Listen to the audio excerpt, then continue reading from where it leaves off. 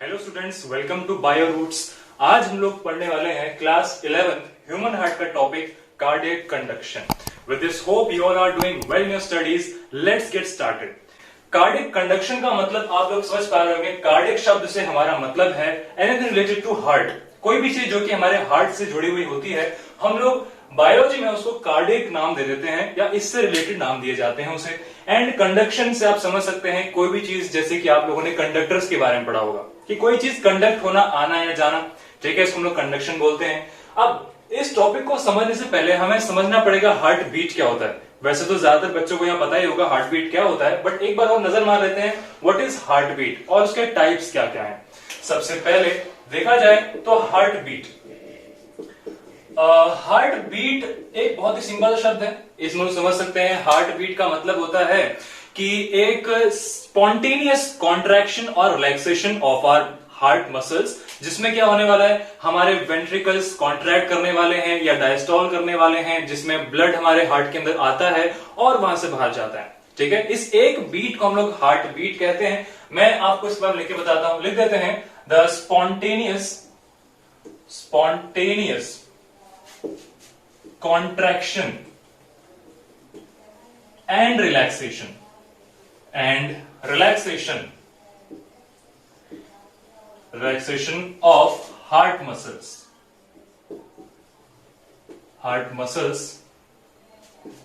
to pump the blood in and out of the heart chambers. ठीक है, एक simple सी definition समझ सकते हैं इसको कि हमारे हार्ट की जो मसल्स है उसका लगातार, स्पॉन्टेनियस का मतलब होता है लगातार, कॉन्ट्रैक्शन एंड रिलैक्सेशन की वजह से क्या होने वाला है, हमारा हार्ट कॉन्ट्रैक्ट करता है फिर रिलैक्स करता है, जिसके कारण क्या होने वाला है, उसमें ब्लड अंदर जाएगा फिर बाहर आएगा और इसी पूरे पे उसको हम लोग बोलने वाले हैं हार्ट बीट। अब आते हैं टाइप्स ऑफ हार्ट बीट के ऊपर। अब हार्ट बीट के भी टाइप्स होते हैं क्या? बेसिकली यहां पर हम लोग जो हार्ट है वो जो अपने बीट प्रोड्यूस कर रहा है उसका ओरिजिन क्या है, इसके हिसाब से हम लोग हार्ट बीट को दो हिस्सों में डिवाइड कर सकते हैं। मैं लिख देता हूं हार्ट बीट। ठीक है, हार्ट बीट जो है हमारा दो पार्ट्स में डिवाइड किया जा सकता है। सबसे पहला हमारा पार्ट हो जाता है इसमें, that is neurologic heart beats and एक होता है मायोजेनिक। ठीक है, अब ये दो टाइप के हार्ट बीट में ऐसा क्या है, तो बेसिकली सबसे पहले हम लोग अगर बात करें हमारे न्यूरोलॉजिक हार्ट बीट की, तो इनका बेसिस ऑफ ओरिजिन हमारे मायोजेनिक हार्ट बीट से थोड़ा सा अलग है। इसमें क्या होता है, हमारे जो नर्व के गैंग्लियंस है, बेसिकली हार्ट के पास जो गैंग्लियंस आपके प्रेजेंट है, नर्व गैंग्लियंस, वो इसके बेसिस ऑफ ओरिजिन होते हैं। ठीक है, लिख सकते हैं, यहां पर लिखता हूं मैं, originated from nerve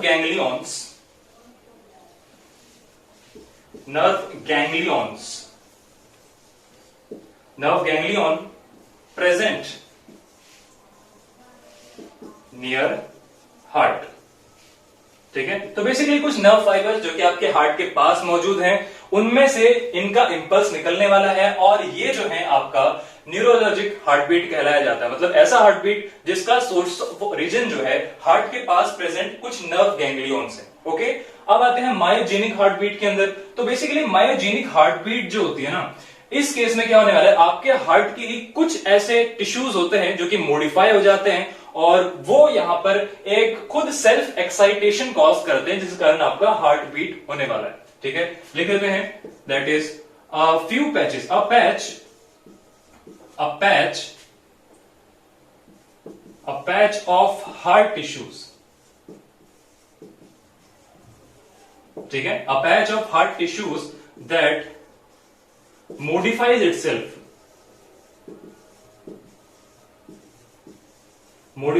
itself to produce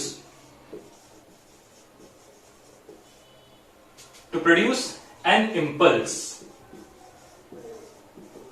ठीक है, और इस इंपल्स के जरिए जो है आपका हार्ट बीट यहां पर ओरिजिनेट होने वाला है। ठीक है, तो दो टाइप के हार्ट बीट पढ़े हमने, एक जो कि हमारे हार्ट के पास प्रेजेंट कुछ नर्व गैंग्लियंस उनके ओरिजिन है और इसके द्वारा जो हार्ट बीट कॉज है उसको बोलते हैं लोग न्यूरोलॉजिक, और जो हार्ट बीट हमारे हार्ट के अंदर ही कुछ ऐसे मसल, कुछ ऐसे टिश्यूज होते हैं जो कि मॉडिफाई हो चुके हैं और इनके कारण कॉज और इनको बोलेंगे हम लोग मायोजेनिक। बेसिकली ये आपके डिफरेंट डिफरेंट टाइप के ऑर्गन्स में होते हैं। हम इसके बारे में जितनी ज्यादा डीप में नहीं जाएंगे, जितना हमारे टॉपिक में है थोड़ा उससे ही स्टिक रहते हैं। तो बेसिकली डिफरेंट एनिमल्स आपको देखने को मिलेंगे जिनके किसी के अंदर न्यूरोलॉजिक होता है और किसी के अंदर मायोजेनिक होता है।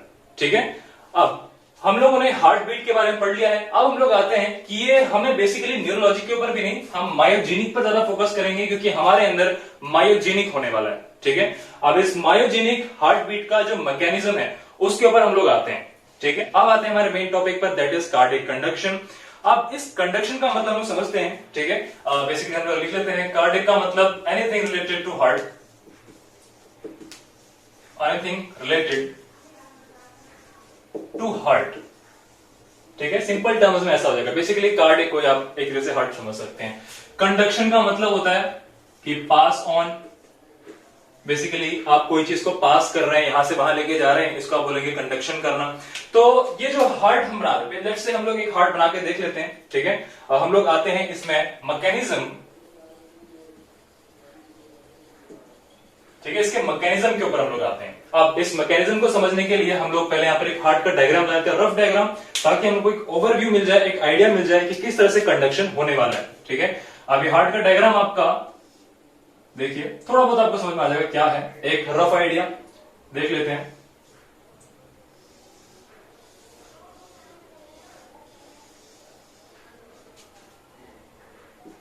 एक रफ आइडिया ताकि आपको पता लगे किस तरह से कंडक्शन हो रहा है।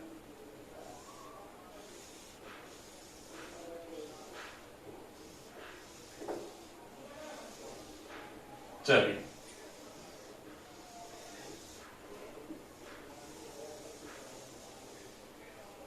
ओके, तो ये लेट्स इमेजिन कि आपका हार्ट का डायग्राम है। आई होप एक्यूरेट तो नहीं है, बट फिर भी आपके समझने के लिए इनफ है।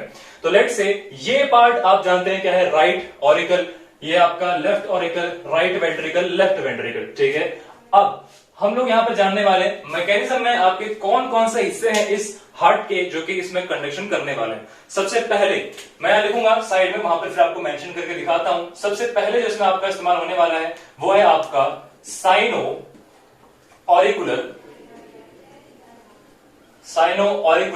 नोड। ठीक है, first part is sino auricular node, या हम लोग इसको SA नोड भी कहते हैं। ठीक है, हम इसको ऐसे नोड भी कह सकते हैं। सेकेंड स्टेप में हमारे पास है ऑरिकुलो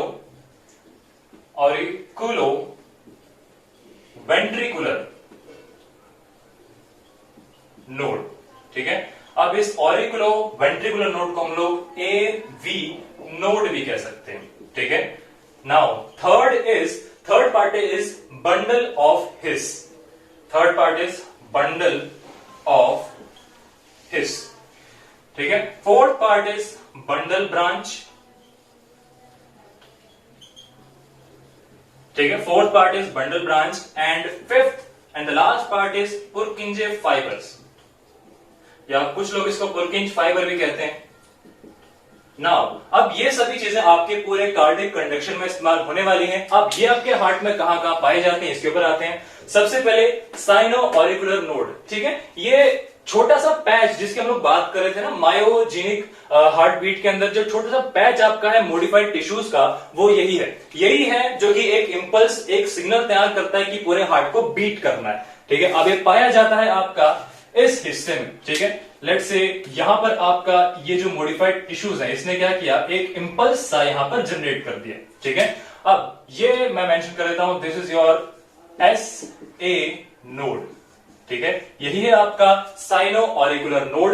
अब यहां से आपका इंपल्स जनरेट होने के बाद, देखो इसको कहीं से इंपल्स जनरेट करवाने की जरूरत है नहीं, ये सेल्फ एक्साइटेशन करता है, मतलब ये खुद ही एक्साइट होता है। इसीलिए यहां पर ये पैच जो है, छोटा सा हिस्सा, ये जो है मॉडिफाई हो चुका है इन सेल्स का। अब यहां से जो है कंडक्शन आपका इंपल्स जनरेट होने के बाद आगे कंडक्ट होगा, यानी कि आगे पास ऑन होगा। ठीक है, इसका बेसिकली मकसद ये है कि पूरे हार्ट को बीट करवाए, कि यहां पर अगर कॉन्ट्रैक्शन करवा रहे तो पूरा हार्ट कॉन्ट्रैक्ट करे।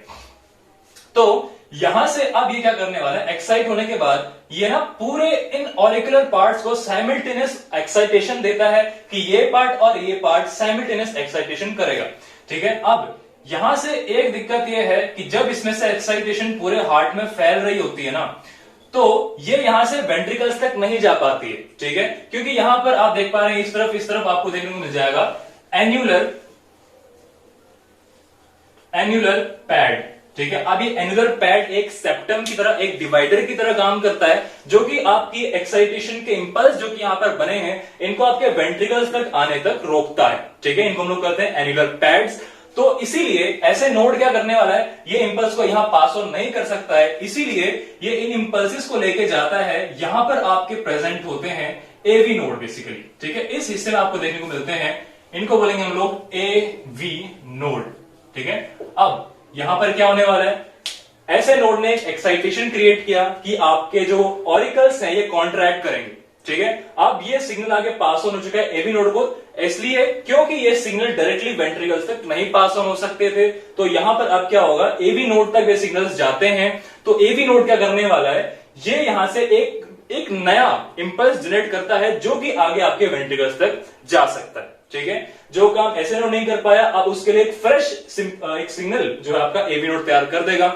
अब इसके कॉन्ट्रैक्शन के बाद सारा ब्लड यहां पर आने के लिए कुछ समय लगता है, तो इसीलिए जो एवी नोड है आपका थोड़ा सा पॉज लेने वाला है, ये थोड़ा सा रुकेगा और उसके बाद जाके एक नया सिग्नल बनाने वाला है। ऐसा इसलिए ताकि सारा ब्लड इसमें से ड्रेन आउट हो सके आपके वेंट्रिकल्स के अंदर, ठीक है। ये थोड़ा सा समय देता है, इसको आप देख सकते हैं कि ये जो है एक पॉज लेगा, एक पॉज लेता है, पॉज ऑफ अराउंड 0.1 सेकेंड्स, ठीक है।